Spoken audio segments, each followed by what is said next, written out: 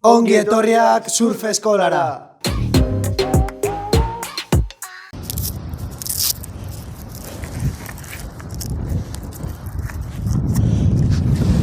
Bueno, tablaren aldetik bozkatako gara bere gainean eta daukagu beti punta edo sudurra, bustana eta azpian ditugu kilak. Beraz, horrela jarriko gara eta botako gara tablaren gainean. Bale, tablaren gainean etxanda egoteko ondo, beti egon bar gara tablaren erdian. Bale, segertatzen da, ni hemen etxanda banago eta badago eskumarago, jauziko naizela gero uretan. Eta eskerrera banago, berdin gertatuko zaigu. Orduan, beti saiatuko gara tablaren erdian egoten.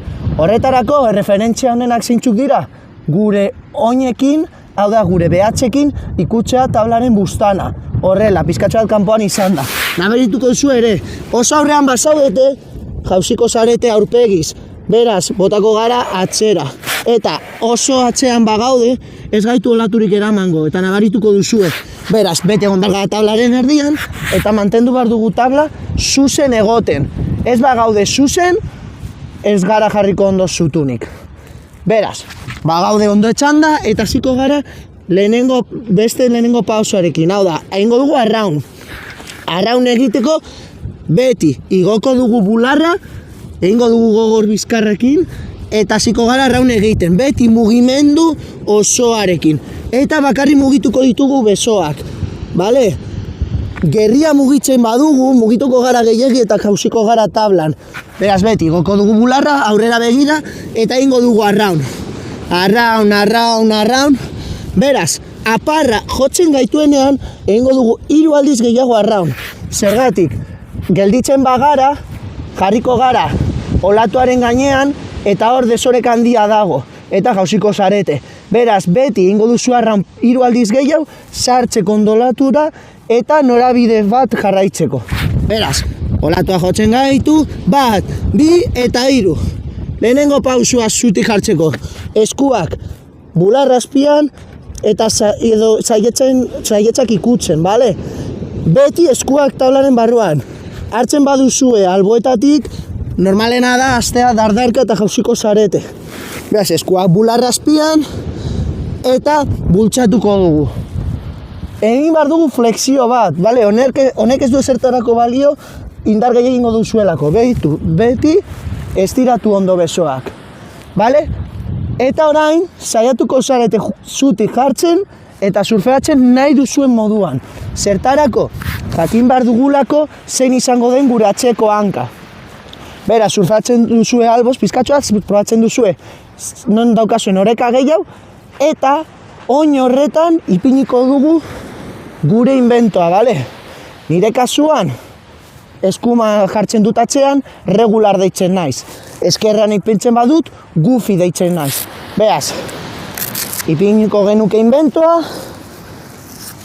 eta beti, inventoaren bukaera, joan behar da, kanpora. Zergatik, barruan ipintzen badugu, zutik jartzen garenean, eramongo dugulako inventoa. Beaz, ez molestatzeko, jarriko dugu alboan beti. Bale? Beraz, ja badakigu zein den gure atzeko hanka, eta hasiko gara arraun egiten, 1, 2, 3, bultzatu, eta orain, jarriko dugu gure atzeko hanka.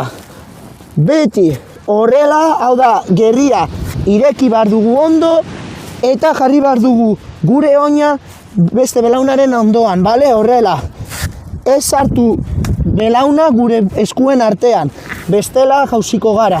Beti aterako dugu kanpoan, eta orain, sartu behar dugu gure beste oina gure eskuen artean. Beraz, hemen nago eta banoa. Eta hemen geratzen naiz. Begiratzen olatua eta hartzen, bale? Beste kontu batzuk super garrantzitsua direnak. Sartuko dugu beti belauna gure gerriaren azpian eta pisua jarriko dugu oin aurrean, bale? Hau ez egin. Bestela desorek handia emango dizue. Beti ipiniko dugu alboz, hemen edo hemen, gerria begiratu beharko du aurrera beti, eta gure sorbaldak ere aurrera begira. Tablen artean, beraz, hemen noa eta jeitsiko naiz. Honek ez du ezertarako balio. Zergatik, hemen ez daukadako oreka. Pentsatu behar duzue, gure gorputza tablarekin joan behar dela, beraz, zatitu beharko gara erditik. Orduan, sorbaldak joan behar dira beti aurrera eta gure eskuak belaunen artean. Eta begiratzen beti aurrera. Oin eta fijatzen bazarete, normalena dezuereka lortzea, pisu atxera botatzea eta jaustea. Beraz gogoratu, beti, makurtu, gure gerriaren azpian, gerria begiratu aurrera eta eskuak belaun aurrekoen artean. Eta hor, begiratzen aurrera, eta hor, mantendu, ertzera heldu arte. Beraz, berriro ingo dut dana, arraun, olatua jotzen gaitu, 1, 2, 3, eskuak bultzatu nire atzeko hanka belaunaren ondoan, eta atera aurrera, eta mantentzen gara. Bale? Hau, da nola jarriko garen zutik. Orain azalduko dizuet nola sartu uretara.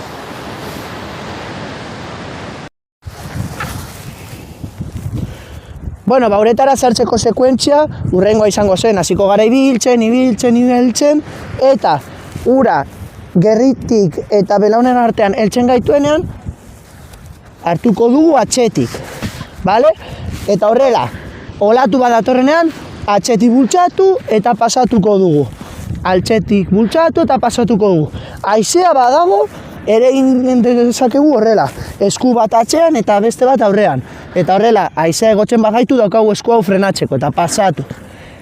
Nire gomendio hau da, niretzako hartzen badugu albotik oso aurrean bagaude, jo behar dugu olatuaren kontra.